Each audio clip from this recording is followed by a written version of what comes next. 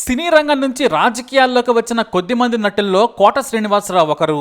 కోట శ్రీనివాసరావు విజయవాడ తూర్పులో 1999 నుండి 2004 వరకు ఎమ్మెల్యేగా పనిచేశారు.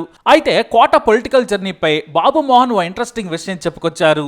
బాబు మోహన్ ఓ పక్క ఎమ్మెల్యేగా ఉంటూనే మరో పక్క గన్మెన్లతో షూటింగ్కి వెళ్ళేవారు. ఆ గన్మెన్లను చూసిన కోట తట్టుకోలేక తాను కూడా ఎమ్మెల్యే కావాలని ఫిక్స్ అయ్యారట.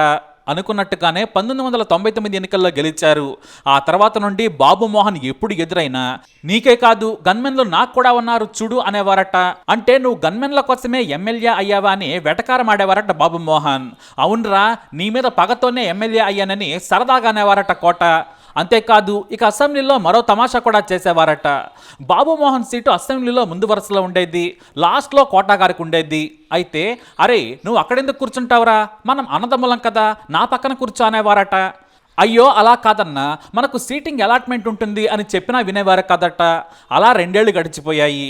ఈలోపు బాబు మోహన్ మంత్రి అయ్యారు.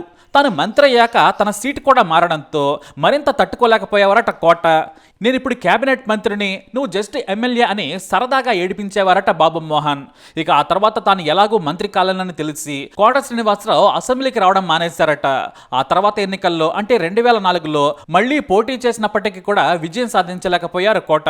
తాను రాజకీయాల్లో లేకపోయినా సరే ఇద్దరం సరదాగా ఉండేవారని చెప్పారు బాబు మోహన్.